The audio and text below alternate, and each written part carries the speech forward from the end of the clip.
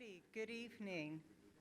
Thanks for joining us this evening for this next installment on our speaker series. My name is Kathleen Britton, and I'm a brand new board member with Storm Surge, and it's my privilege to welcome you this evening. Now in our 10th year, Storm Surge has been producing this series to both inform and engage the community about the coastal issues of climate change. We're a small but mighty nonprofit, and we welcome any of you who would like to help us further the scope and the reach of our mission. This evening's presentation, Saving the Great Marsh, is offered by Russ Hopping, the lead coastal ecologist at the Trustees of the Reservations. As a champion of ecological resources, Russ has spent 25 plus years leading the stewardship of over 26,000 acres held by the trustees. Russ's experience includes managing natural habitats and resources including coastal shorebird populations. Now, I'm not sure, but I'm guessing that his career might have been inspired by becoming a birder since the age of 6, under the mentorship of his mother and his first grade teacher. Or perhaps it was during his earliest birding memory of seeing the beautiful Ross's gull here at Joppa Flats, a site that was also shared that day by Roger Torrey Peterson, the American naturalist and ornithologist who is one of the founding inspirations of the environmental movement. So we're fortunate to benefit from Russ's deeply informed and long association with our natural world, and we look forward to hearing about the importance of our 20,000 acre Great Marsh system and the innovative nature-based methods of restoring more than 5,000 acres over the next 10 years. I would like to extend some thanks this evening. Earlier this evening, before our program started, you were able to see some gorgeous photos. Those were taken by Coco McCabe, and we extend our gratitude to her for generously sharing these tonight. We also thank the City of Newburyport for allowing us to host our series here at the Senior and Community Center, and also to the Greater Newburyport Community Media Hub for filming and posting this evening's talk. As well, we do share and extend our sincere thanks to all of you for your donations and your participation. For those of you who are new to Storm Surge, we encourage you to connect with us when you can. So without taking any more time, I'd like to welcome Russ. Get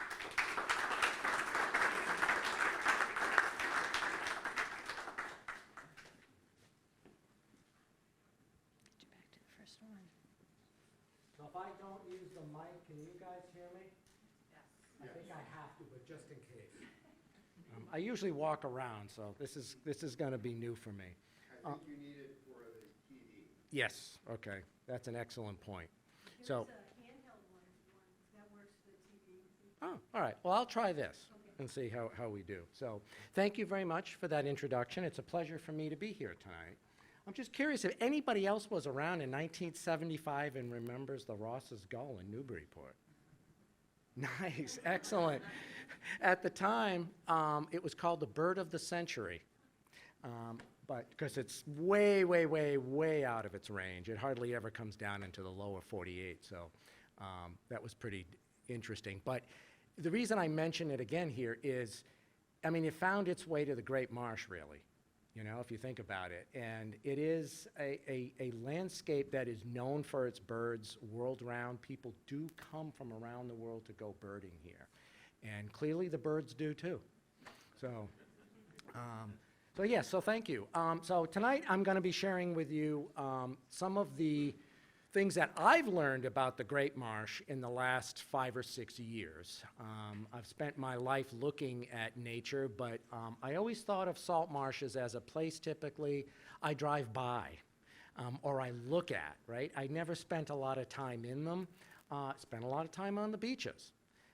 but not in the salt marsh. And so I've had a very interesting personal, growth in the last few years, really understanding salt marshes, and it's quite fascinating. I hope, particularly the history. So I hope you guys kind of leave here tonight with some of that additional appreciation for this incredible landscape. And so not only that, but what it is some of the partners, including the trustees, are doing to try to restore it and to keep it in great shape for the next 100, 200 years. So before I move on, I just wanted to highlight in this picture, there's really two kinds of marsh and two kinds of grass in this picture that I'm going to talk about occasionally. There's the high marsh and the low marsh. Oh, good, I saw a couple of heads nod, so those are not unfamiliar terms to you, but if you're not familiar with it, the low marsh, which is that taller grass in the back, that likes to get flooded twice a day.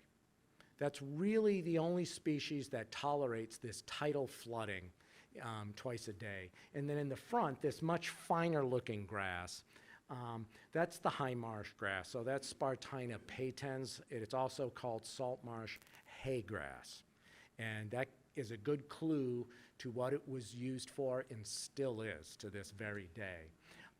But the story is really going to focus on the high marsh. So keep this image of this beautiful, like cowlick type, very fine grass.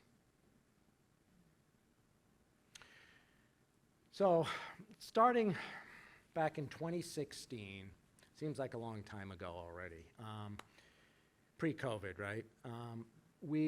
The trustees was looking at this idea of, okay, sea level rise seems to be real, climate change is real, sea level rise is a reflection of climate change along the coast. And what does this mean? So this is one of many projections, so to speak. And this one is particularly, I looked this one up today. This came from mass.gov. But it's pretty accurate. I mean, by 2030, which isn't that far away, we're looking at, another, foot maybe since 2000. And I think some of that's real. I mean, I think we're seeing evidence of that now. But what really worries me and others is what's going to happen by 2070. And I'm going to talk about 2070 in a couple other slides. But we're going to have likely, if you believe the projections, which I do, we're going to have a meter or more increase in sea level rise. So think about that and then the storm surge that comes on top of that. That is the setting for which the trustees and others embarked on this exploration, if you will, to understand what is the health of the Great Marsh at this point and what can be done in the face of this projection. So we partnered with Woods Hole Group out of Falmouth, Mass, and we did what you see here was one product from it, but it was a coastal vulnerability assessment. We were looking at all 30 of the trustees' properties along the coast throughout Massachusetts. What's going to happen under those projections that you saw, both for access, natural resources, particularly habitat, and then some of our cultural resources. We looked at all three of those to get a better understanding of what should we be thinking about now, or in this case, back in 2016 and 17, so that we don't get caught off guard and we have time to do something about this. So if you're interested, these were three publications we did. The very first one we did is for the North Shore. And that's all available on our On the Coast website. It can be fun if you like that. It's an interactive website where you can look at, for example, where you live, see what these projections mean and what it's going to look like potentially at various points, 2030, 2070, et cetera. Okay, that's kind of the background that got us interested in thinking about our salt marsh, because what that assessment told us was, and really not a surprise, our beaches and our salt marshes were the most vulnerable to sea level rise. I'm not going to talk about beaches tonight, but I do want to just point out there is a relationship between barrier beaches and the salt marsh. If Plum Island and Crane Beach were not there, you would not have, or we would not have, the Great Marsh. Those barriers are protecting those embankments or embayments, if you will, creating a calmer environment for sediments to drop out and the grasses to grow that creates the salt marsh. So we need to be thinking about both the barriers and the salt marsh, because if you lose the salt marsh, then you end up with more fetch over those estuaries and more erosion on the backside. So these barriers then are going to get erosion on the front and the backside. So a little bit of my story there coming out now about, you know, the values of salt marshes. But this slide is just to give you a sense of the scope of the Great Marsh. It's outlined in that pink line. And then what the colors are really showing is just there's 4 major landowners. So the brown being the U.S. Fish and Wildlife Service, that's the Parker River National Wildlife Refuge. The blue or purple, that's state wildlife management land, so Mass Wildlife.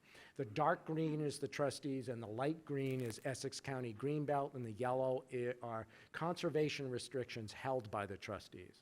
So trustees protects 15% of the Great Marsh ecosystem. That includes the barrier beach of Crane and some of the drumlins out there.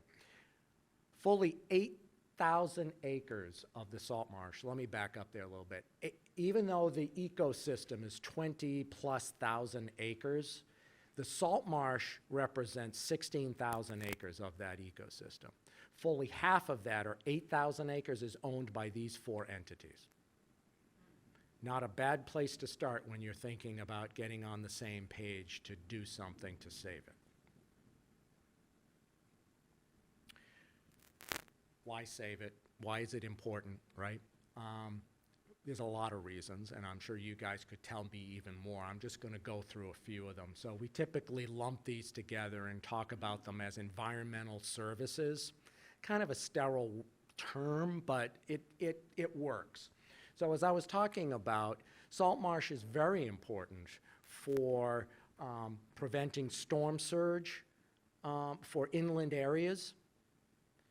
So thinking about sustainability of our coastal areas, they can really help minimize that erosion and that flooding. Thinking about economics, I mean, from this area, I mean, we all love the soft-shell clam.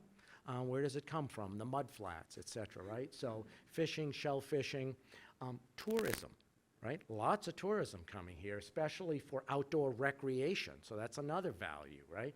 Think of the fishing and the kayaking and the birding that I mentioned. And then here's a new one that's been popping up that I don't think any of us, at least I wouldn't have thought of until very recently: carbon storage. We're all, you know, thinking about climate change, those greenhouse gases, you know, CO2, you know, carbon. The salt marsh, we now know that an acre of salt marsh can sequester 10 times as much carbon as an acre of forest. Now, those are generalizations, obviously, you know, but it is and I'm going to tell you why in a second, but the final reason is this picture here, and that's biodiversity. There are some species that only live in salt marshes. And I'm going to talk about the salt marsh sparrow here a little bit, but I just want to highlight, so the carbon piece is based upon what salt marshes are. They're peat. They grow on peat, right? Much like peat moss, right, that you might buy in your garden center. It's full of a lot of pieces of undecomposed plant material. Salt marsh peat is the same thing. Up to 80% of it is undecomposed salt marsh grasses. And the other 20% or so is the sediment that can come in on a daily basis, twice a day, so to speak, on the tide, or more likely during storm events. A lot of material moves into these salt marshes on storm events. Even during winter, when you get those ice flows that have been resting on the mud flats, the mud sticks to them, and then the tide comes in and the ice melts, and then lo and behold, they leave behind sometimes many inches of mud. All important for building that salt marsh. So the carbon sink is very important. So salt marsh sparrow, that's it. That's the adult right there. And from a biodiversity point of view, I often call the salt marsh sparrow the piping plover of the salt marsh. My guess is a lot of you, but I can tell, are familiar with the piping plover. Lives only on nice sandy beaches, kind of in a zone where it doesn't get flooded. Very particular habitat. Same with this little bird. So we use this as an indicator. It is completely dependent on and has evolved with and has been shaped by the salt marsh. So it breeds only from southern Maine down to about Maryland into northern Virginia in salt marshes, high marsh. So again, this wavy kind of cowlicky looking grass in the foreground of that, not in low marsh. And then it winters from New Jersey down to about Georgia, again in salt marsh. This thing is so tied to salt marsh. If salt marsh disappears, so does the salt marsh sparrow. In fact, it has been declining by 9% annually for about 30 years. 85% of this population has been lost in the last 30 years or so. Massachusetts supports 10% of this of the global population, and then the Great Marsh, half of that. So the Great Marsh is only 40% of all the salt marsh in Massachusetts. It's about 45,000 acres of salt marsh in Mass. So the Great Marsh plays a disproportionate role for this species' existence. And again, from an indicator, if we have lots of salt marsh sparrows, this marsh is doing well. So we are monitoring this bird. This was a nest we found in Essex. Just thought I'd share a little bit of this with you, some of the little bird shots.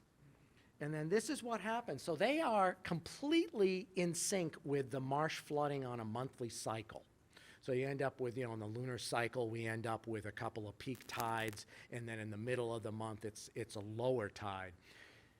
The birds evolve to essentially, lay its eggs and fledge its young within that period of time. So less than 28 days, typically around 23, 25 days. And they're at the very upper edge of the salt marsh.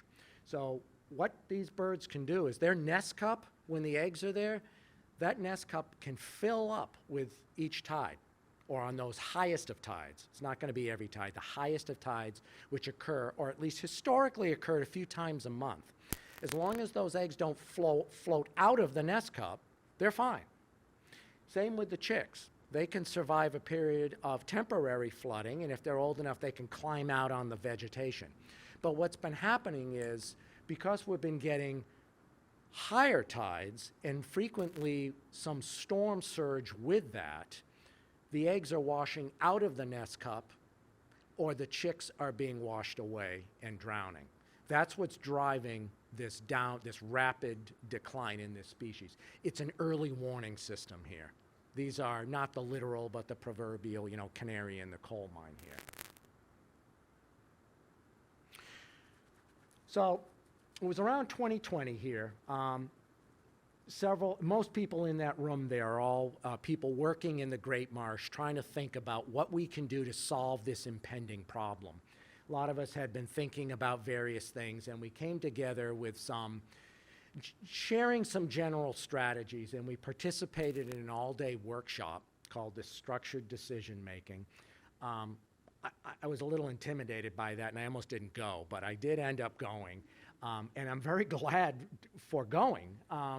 It was sponsored by the state Mass Wildlife, but the instructors were from U.S. Fish and Wildlife Service, and it turns out that this structured decision-making process, while very intense, was a good one. It allowed us all, after a week, we did this for a week. At the end of the week, we had this eureka moment, and it was all about what can be done at the Great Marsh landscape scale with all these partners to think about what can we do to make sure that the salt marsh sparrow, again as that indicator, does not go extinct. So we had this eureka moment. We said, yes, think big. 20 acres here, 40 acres there, it's not going to do the job. We have to think in the thousands of acres. And again, with four entities around that table protecting half of the Great Marsh acreage, we thought we could do that. So we set a goal of 8,000 acres. Let's work at that scale. We have 3 nature-based techniques that we can bring together and use across the entire Great Marsh to correct some of the problems that the Great Marsh has. And I'll be going through that, in going through each of those nature-based techniques. And then finally, again, thinking about sea level rise, we got to do this in time for this system to readjust and get back on the right track by 2070. And I'll talk a little more about that as I go through this. So we left there really with these were our goals. The long story short is the hydrology of the Great Marsh, that's how water flows in and flows out and stays and leaves, has been completely altered by hundreds of years of agricultural use. I'm going to tell that story. To me, that's one of the more exciting things that I've learned about all this. And then we want to stop subsidence. That means the marsh is sinking. There's 2 reasons for it. I'll talk about those. And then we want to reestablish the focus on high marsh, in particular for some of these obligate marsh species. But then more important for us is overall, so this marsh system can keep pace with sea level rise. So that's our simple objective or goal, if you will. This is another way of looking at those goals, and I only mention it here because there is an entity out there called the SMART team that was really pioneered by some folks at U.S. Fish and Wildlife Service, and most of the partners at this point have agreed this is a smart idea, no pun intended there, but and there's a specific team, I'm a member of that we call ourselves the Great Marsh Field Team. We are working together very collaboratively, sharing what we know, sharing our questions about what we don't know, and trying to answer these questions, working on grants collaboratively to get to this 8,000 acre goal and then hopefully to the full 16,000 acre goal. We can do it. All right, right? I knew I would get some wows out of that. My guess is this is not the first time some of you have seen this picture.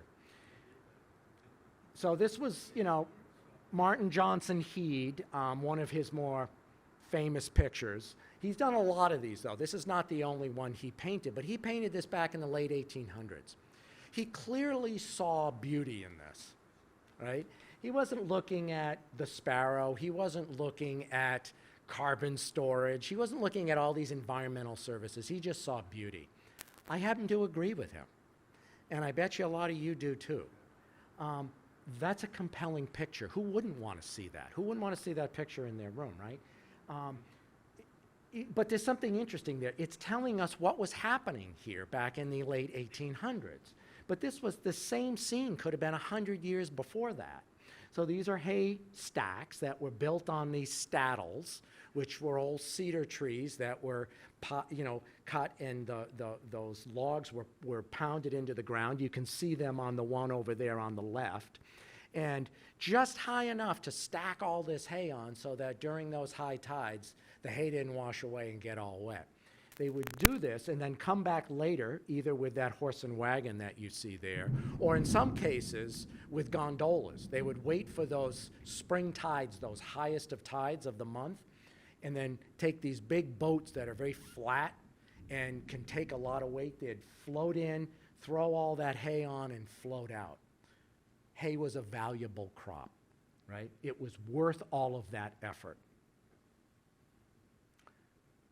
Well, not only was it worth that effort, there were whole efforts done on almost every acre of marsh.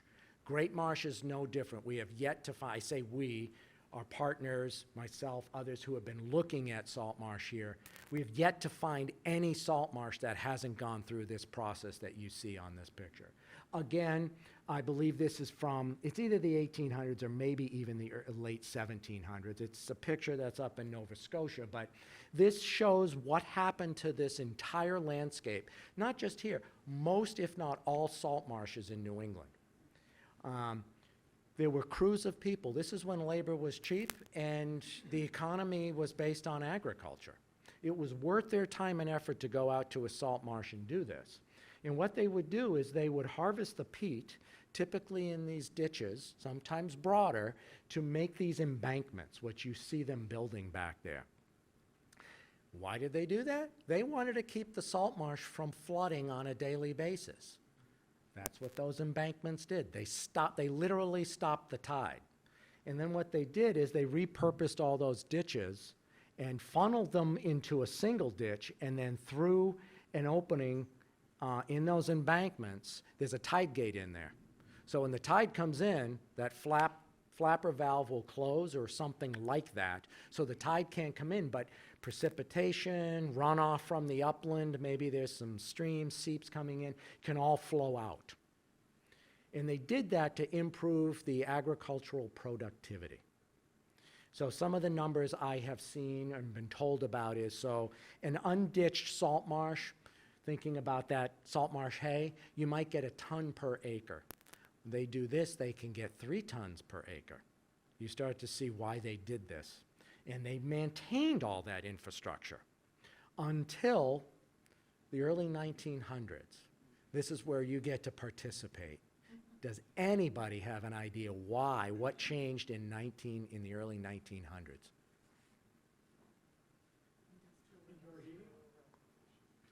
Maybe. That's not what I'm looking for, though. No. How did everything move around before the automobile? Right, I gave you the answer. The invention of the internal combustion engine. So everything moved by horse and oxen before then. Imagine what each city would have had. Everything. You hired a moving company. Your milk came. I mean, everything. Fire companies. Everything moved by horses and oxen, mostly horses. And not only did they need feed, but more important, they needed to have bedding changed out all the time. So there was a market for all this hay. Some animals will eat salt marsh hay. They prefer the upland hay. So when here in Newburyport, for example, it's no reason why the original settlement was the Old Town, right, in Newbury. And then they knew exactly what they were doing.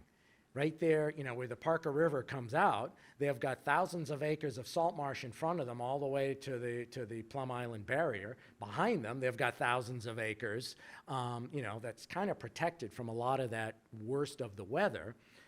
Right where Old Town Hill is, that if you're familiar with Old Town Hill Reservation, which I will be talking about. And then when business got to the point where they needed a deeper water port, Newburyport became the more popular site. People moved there, and Newbury kind of got left as the old town. But they knew exactly what they were doing when they first settled, and they would have gone right for the salt marsh and started to do this. So some of these marshes may have been ditched as early as the 1600s. So anyways, all of that infrastructure is still out there. You may not see it, and I didn't even see it until somebody started pointing it out. So this has been part of my, recent education, that my eyes have just been opened up. I've been a terrestrial ecologist my whole life, so I didn't like getting my feet wet. So this is entirely, new, very exciting too. So this is the Newbury Marshes right now. That's Newman Road, sorry. And what you're seeing there is these ditches that are very close together. And this is the agricultural legacy. There are embankments all over this picture as well. They're just not that tall anymore. The marsh has either grown up or they've also rotted down, so to speak. So both of those things have happened. But this is an environment where centimeters or inches matter a lot. And they're still out there functioning, and you're going to see that in a second. But so what happens when you have all these ditches out there and the tide goes out twice a day? That exposes all of that peat to air. What happens when air meets the peat? Decomposition starts. So it rots, right? And the marsh sinks. Think about, I don't think we have any in this country, but over in Europe, it's not unusual for us to see on the news, oh, found another bog man, right? That they've pulled this person that looks pretty good still, that's been stuck in that peat, in that bog, sometimes for thousands of years. That's what happens when you don't have oxygen and there's air. That decomposition stops. That's what marshes would normally do on a larger scale if it wasn't for all these ditches. So we're seeing marsh subsidence, when that air meets it. So we want to deal with oxidation of the peat. The other thing that happens is a waterlogging happens, so just the opposite. Marsh grasses are wetland plants. They are not aquatic plants. So when all these ditches get clogged, and I've highlighted one here, I've highlighted an embankment, easy to see from, say, 5,000 feet, right? And you're looking down, and you can kind of, once your eye gets kind of onto it, okay, I can see where some of, these lines are straight. Nature does not do straight lines. So you can see with the embankment, where this water has been stuck on the marsh, so to speak, because it can't drain, these clogs are there, you see that pool forming up top. It's got this beautiful straight line. It's right up against an embankment. Well, then the next area that I've highlighted there, that's all dead grass. So that's drowned, because the groundwater is right up at the surface. The roots are growing in water. They don't want to grow in water, so they die. So that red outlined area is the next area to become open water. When the roots die, the plants die, the roots die, that biomass dissolves, the marsh sinks. It subsides. So we have two ways the marsh is sinking. It's going in the wrong direction when we have sea level rise. This whole thing would fix itself if we had enough time, like 100 years. We don't. Again, 2070. I think that's all I want to say on that one. So subsidence, right? And these pools that form are not the same as these beautiful natural pools that we see out there as well.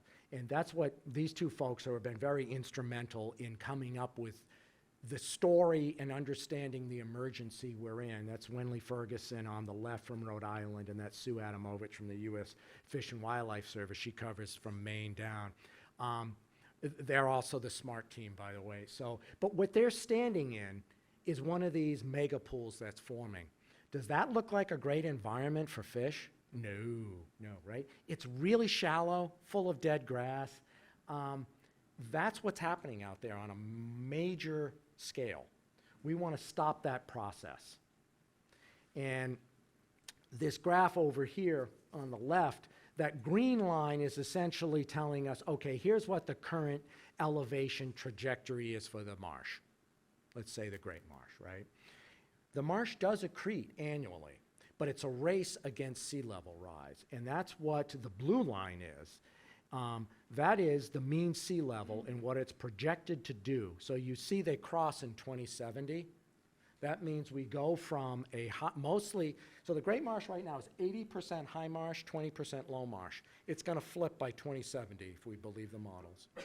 And right now we're on track with the models. And so I believe that is going to happen, and you're going to see it flip. And it's going to be 70% or more low marsh. Doesn't serve the same functions as high marsh does. And that light green line is, if we intervene conceptually, the goal is to keep pace with sea level rise. We believe we can do that. Aha, I lost my map. Well, picture a map there, if you will. It just shows where phase 1, 2, and 3 are. Phase 1 is 85 acres at Old Town Hill in Newbury. That was our first site where we're doing ditch remediation. I'm going to talk about that. Phase 2 added 30 acres at the adjacent William or Bill Forward Wildlife Management Area. Some of you may know it as Kent's Island. Captain Kent, by the way, was an interesting guy. He had a massive salt marsh farm. He knew what he was doing. 132 acres in Ipswich on either side of Argilla Road is before you go into Crane Beach, and then 111 acres in the Essex marshes. All of that's intentionally spread out because we wanted to capture the differences in environments, including elevations within the Great Marsh. So the elevation of the Great Marsh is a little higher on the northern end, and it's lower in the southern end. So the Essex estuary is slightly lower in elevation than, say, Plum Island, the northern end of Plum Island. And these are our funders. So just almost 1,300 acres here. And it wouldn't have been possible if it wasn't from the funding from all this. It started with a $16,000 grant from Mass Bays to design and permit the first project at Old Town Hill. We underestimated that a little bit, and boy, have we learned since. It's now grown to roughly $5 million project to get to this scale. That's a steal. We had to scale up. That's important.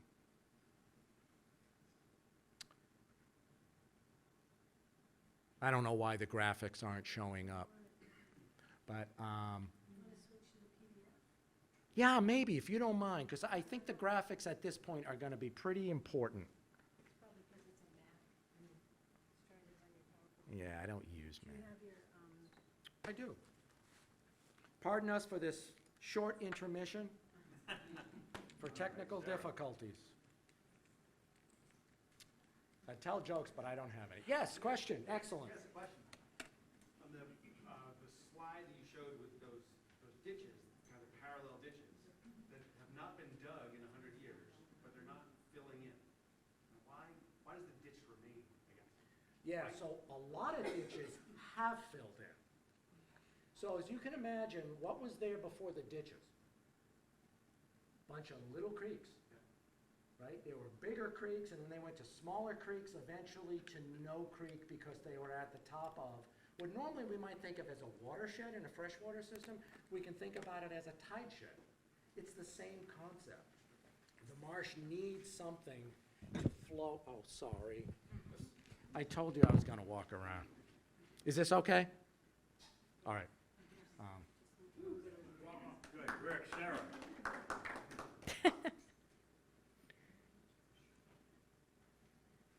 Oh, can we make it bigger? Hey, there you go. All right, that's the graphic that I described.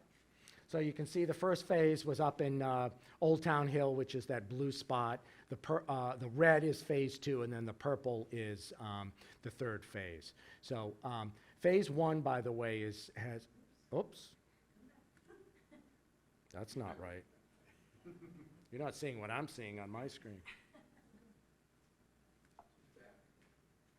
I don't know. Do you know what that means? The button that's on the back of the dongle, behind the left, it's an error occurred on this page. We had an error.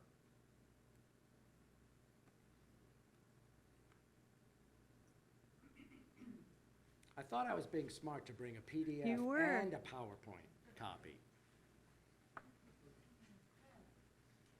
All right. Excellent. All right, let me advance so before we lose that. Ah, don't go away. Well, we're seeing the same thing now, that's good. Oh, my goodness. It's just that one slide. All right. We're going to improvise here, and this is not a worry. We're going to just move right on. Not to that, though. Where did it go? Acrobat quit. Does anybody have a PC handy? Yeah. Sorry. It's all right. These things happen. Any questions while we have this technical difficulty? Yes? An event has my real interest.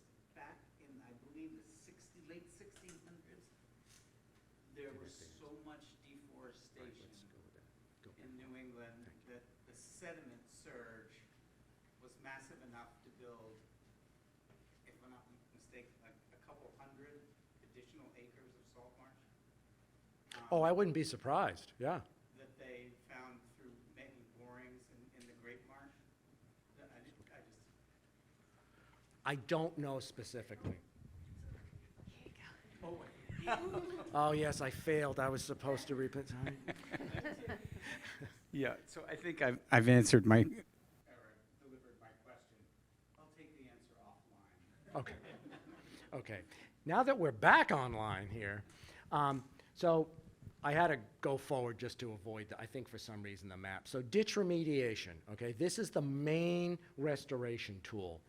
And what it is thinking about all those ditches out there, right? Some of them have already healed on their own.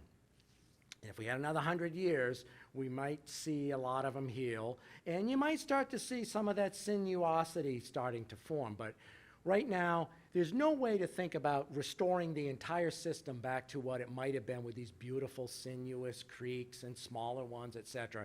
So what we're trying to do is replicate natural marsh hydrology with the existing infrastructure, this legacy infrastructure from hundreds of years. It's the same result. It just looks a little different, and it's far more cost effective and will get there faster. So what it is those ditches that are, and I'm going to show, hopefully there will be one map that'll make this clear. Those ditches that we do identify to remediate, the salt marsh grass is cut right next to that ditch. It's moved into the ditch, stuffed in, and then secured with twine that has been soaked in vegetable oil, just to give it a little more life, because the life in a salt marsh, or the salt marsh environment, is pretty tough on things like twine. And then it's all biodegradable, the wooden stakes, et cetera. We need to stake it down. Oh, God.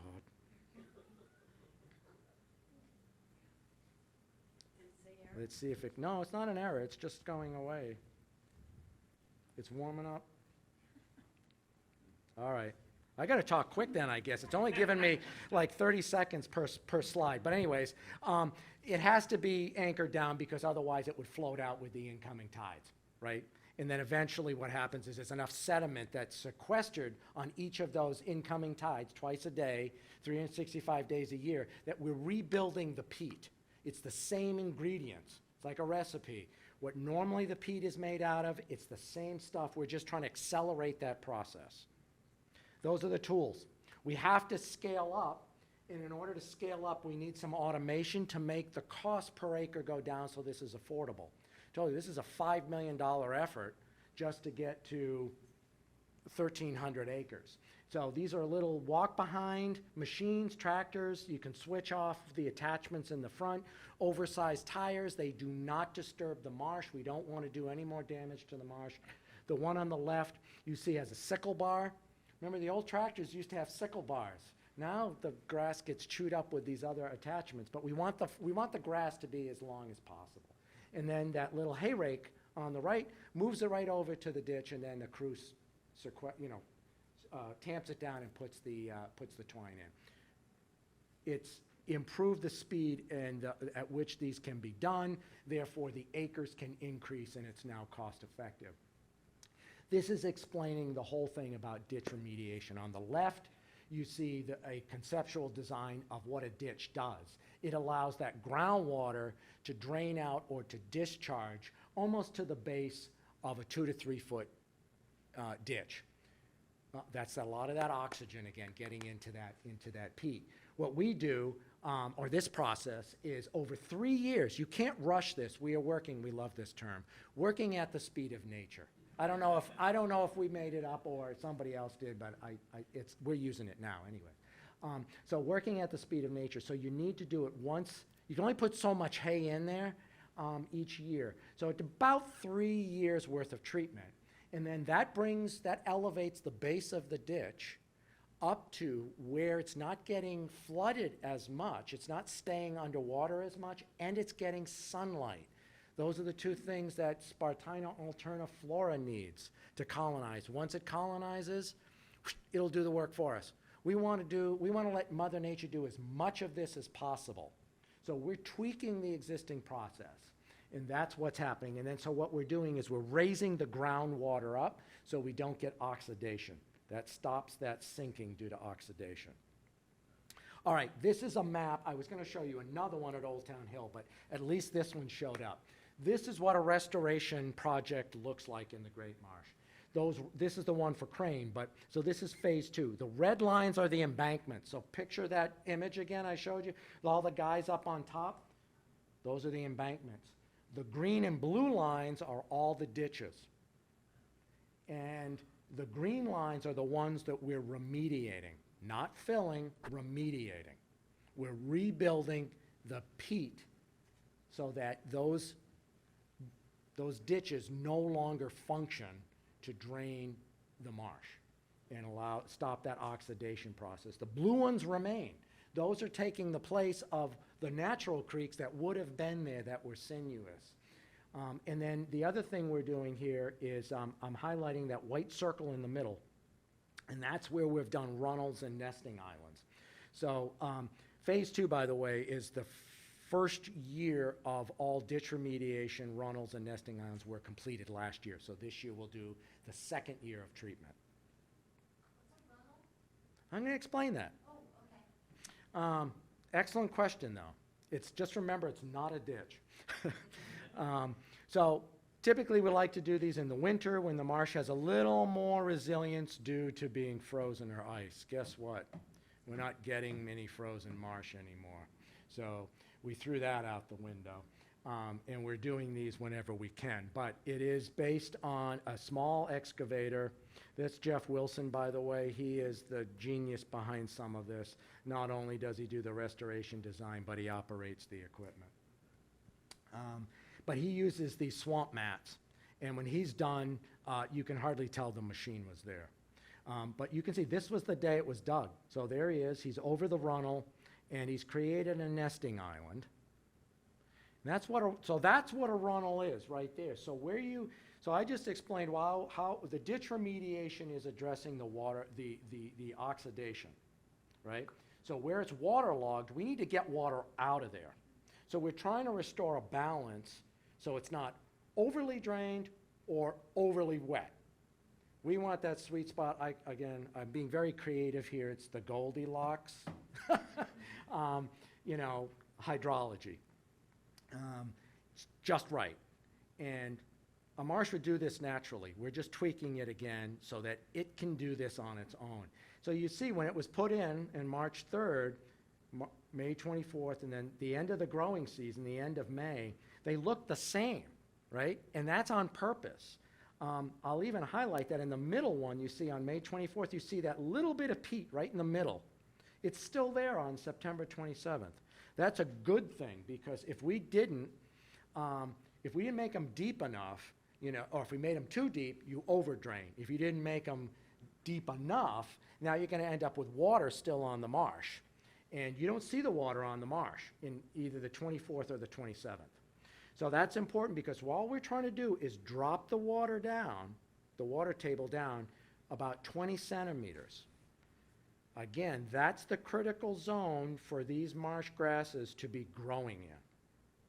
Once we get that, you turn back on the grass's ideal growing condition. And grasses are critical for two reasons. One, they make up 80% of the peat because they grow and die every single year. They're producing all that organic matter.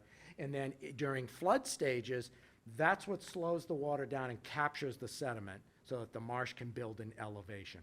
If you don't mind, just if you can keep your question until the end. All right, great. I'm almost there. So then the nesting islands, so the material that's excavated from these runnels, so the runnels, by the way, are only about 8 inches deep and about 2 feet wide. We don't want to go deeper than that. Again, it's just to drop things down 20 centimeters. And then this is the island that was made from that runnel here at Crane. Not much change by May 24th, but by the end of the growing season, it's almost fully vegetated. And the red plants you see there, that's Salicornia. I think maybe marsh pickle or something like that. I think, I know people like to eat it. I have never done that, but I bet some of you have. I see head shaking. So, but anyways, that is a pioneer plant. That's an annual. So that tells me right away that it's colonizing. The seeds were there. It's exploding, and if we were close enough, you could see those areas behind, which look like it's just bare ground. It is, because that was water before. That's all full of Salicornia as well. They're early indicators that the marsh is moving in the direction we want it to. We drop the water, we're restarting the vegetation that's gonna, and it'll eventually all be grass. This is what a runnel does in concept. On the left, if you don't have a runnel, the zone of saturation is right at the top. It drowns the plants once you put it in. On the right, you lower that groundwater and you turn back on the vegetation that's needed for this marsh to stay healthy and to stay competitive and actually grow with sea level rise. This is my last slide, and then we can take questions, but this is where we're going. So phase one, well, these are the partners. So the trustees, the almost 1,300 acres. I've reviewed those. Most of that's in purple and green. And then between Mass Wildlife and U.S. Fish and Wildlife Service, that's all the yellow and orange. U.S. Fish and Wildlife has completed a 140-acre project. If you are familiar with Parker River National Wildlife, as you drive down the paved road, you get very soon on your right, you end up at the Pans. I think that's what they call it, the Pans. That's the 140 acres are all around that Pans. And you may have noticed some change there. The birders certainly have, because for a long time, the birds were not filling those pans at high tide. They are now again. The water conditions and the food resources that are in those pans now are much better. The birds are telling us that. So that's a success story. They're in the middle. They have just started permitting for 1,600 acres, and we are very close behind with our 916. And then Mass Wildlife has designed over 2,000 acres right now. So we are at that over 5,000 acres that are in either fully restored hydrologically. Now we have to wait for nature to kind of catch up and do its thing. It's not instantaneous. We are working at the speed of nature.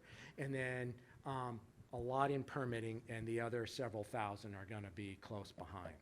So with that, I'm sure I have left things out. I bet you have questions. I hope you do, and thank you very much.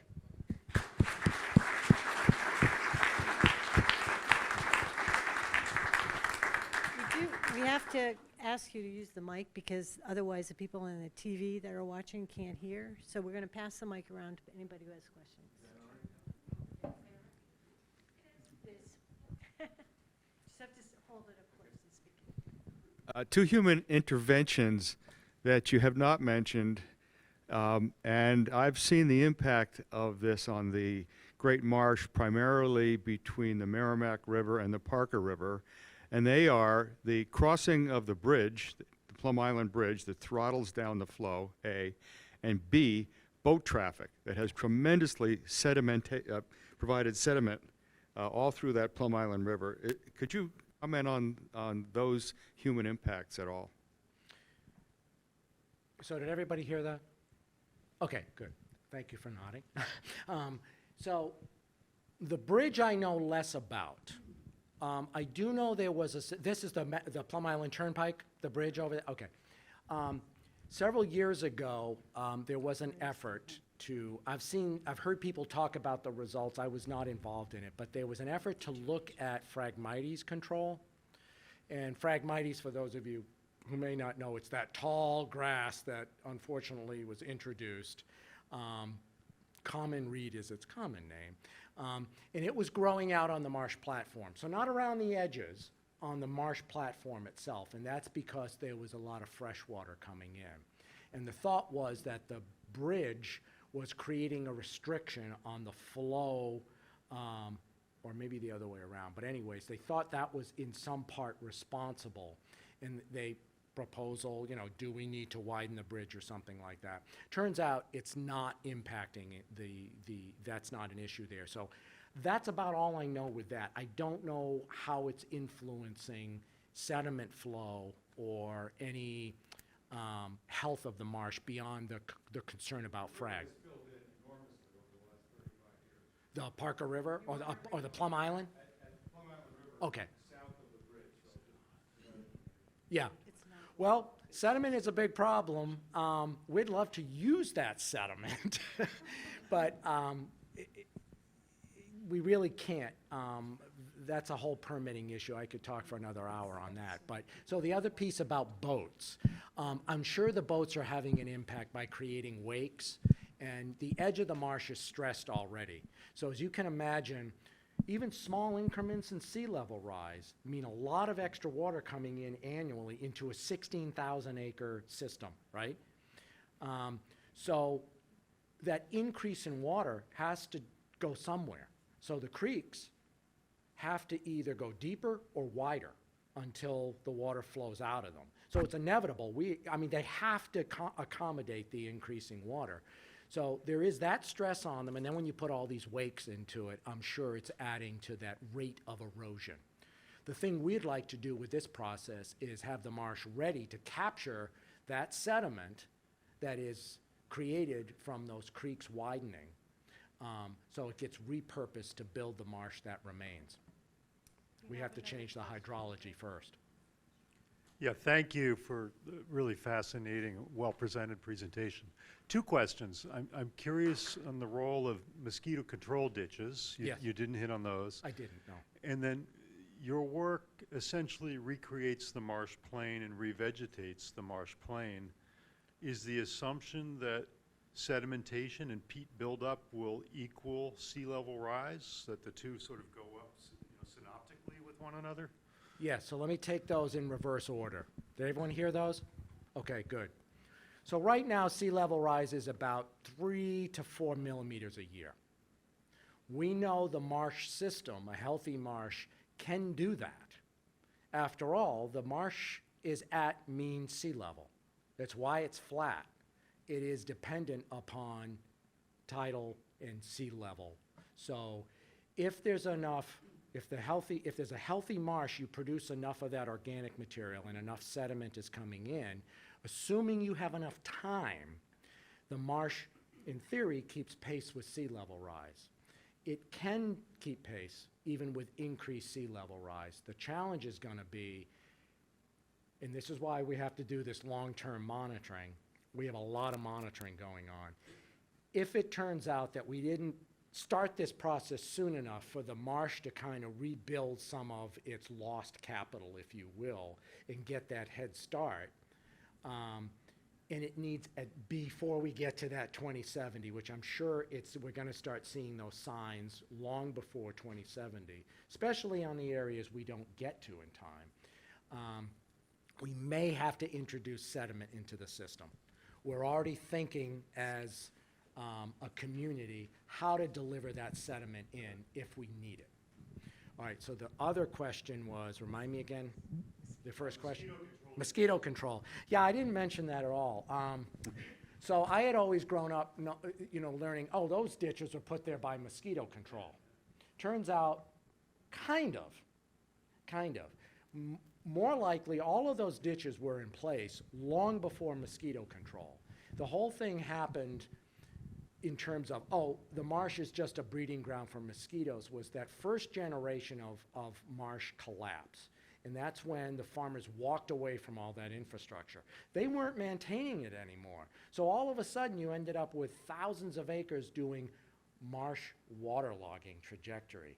You ended up with perfect scenario for mosquitoes. So mosquito control then came in, and some of this is lined up with the WPA, back in the Depression. I've heard stories that, yeah, they got out there and they were paid by, the foot or whatever, so they did all these ditches that were unnecessary just to get extra money. I don't know if that's true or not. It's a good story, though. So mosquito control did come in and reopen all those agricultural ditches. That's the more likely scenario rather than mosquito control creating all of them in the first place.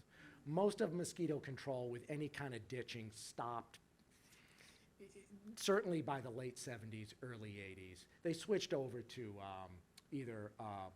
first they switched over to DDT, but we know what that happened. And then they ended up with other products, and now they use BTI.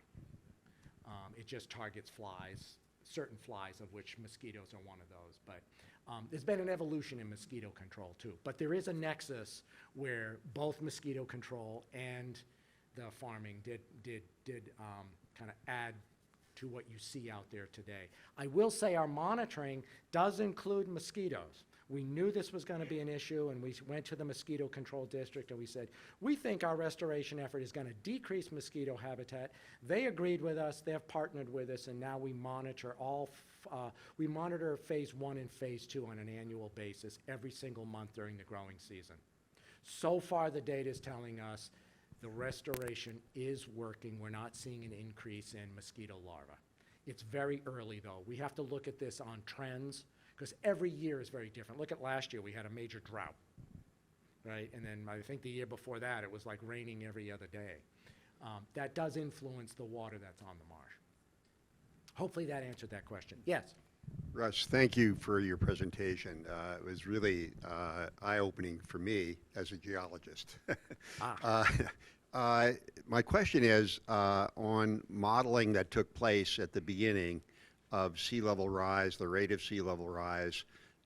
Along with that will come global warming, and that is what is increasing the rate of sea level rise to a great degree. Yep.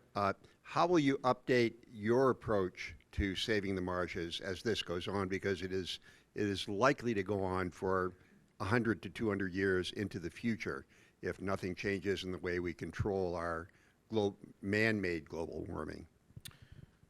Right. And the beauty, at least we believe, this is the partners believe, the beauty in these nature-based techniques that are all designed to restore natural hydrology is once we restore that hydrology, we don't think we have to modify it. We think the marsh will do what it needs to do to keep pace with sea level rise.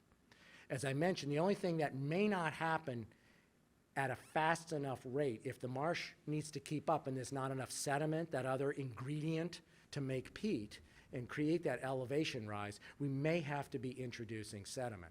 So one thing that's done in other states, cannot do it in Massachusetts at least now, is called thin layer deposition or sediment placement. That's where you take dredge and you spread it out on the marsh. Sometimes they pump it out with big cannons. You know, down south they do this all the time. They can do a lot of things down south that we can't. I will just say, I'm thankful for that.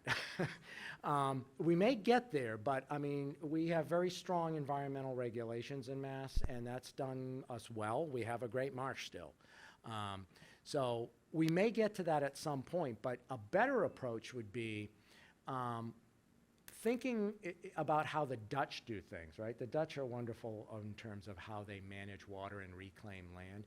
So they came up with this idea of a sand engine. They just took a bunch of sand dredge, stuck it on the shoreline, and let nature erode that sand and deliver it where it needs to go for their beaches. You know, I mean, that's one option. I'm not sure how well that would go here. But something on a smaller scale that can interject sediment at the erosion points in the Great Marsh, say on incoming storm tides, for example, may deliver just enough material to get up on the marsh platform. Something I only had so much time, I didn't mention is, as we begin to heal the ditches, the ones that remain, the water that used to go through the ones that have now healed, now has to go through the ones that we left. Those are the primary ditches.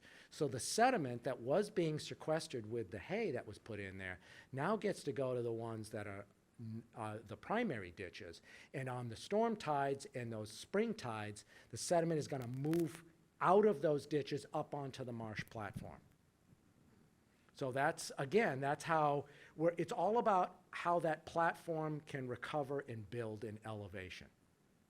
And we're monitoring that, by the way. We have all kinds of ways that we're doing that. It's on the millimeter a year, right? So we know sea level rise 3 to 4 millimeters.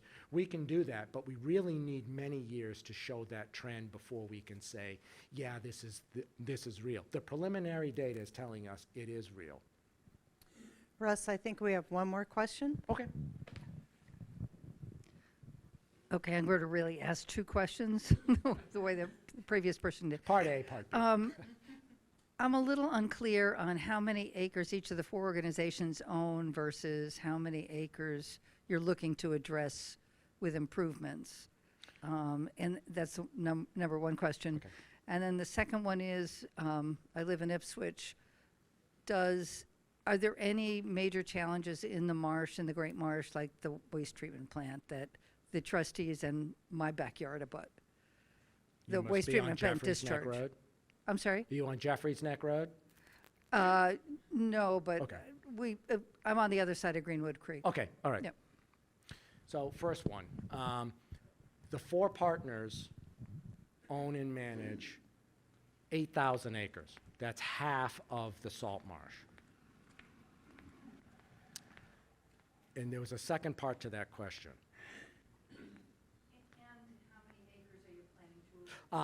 We want to get to the 8,000 acres. That's the easy part for us. I say easy in that when you get past the 8,000 acres, now you're looking at hundreds of private parcels on a smaller scale. The planning, the logistics, the permitting becomes much, much more difficult. We wanted to start with the 8,000 that we felt was the easier path. But ultimately, if we can do it and we can lower those per acre costs, the whole thing, why stop at 8? Ipswich, for example, owns 500 acres of salt marsh. That'd be a logical next step to include them in that. I know, unfortunately, I know nothing about the treatment plant. Okay. We can talk. I was just going to say we can talk. I mean, I'm willing to stay around a little longer, but also willing to follow directions. I think for this evening that we'll conclude the formal part of this evening, but if you have more questions, perhaps in the lobby. It's a little after 8 o'clock, but thank you so much for joining us this evening. Thank you.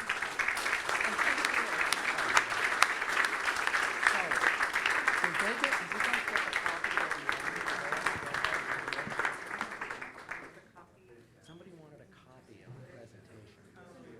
The copy of the presentation.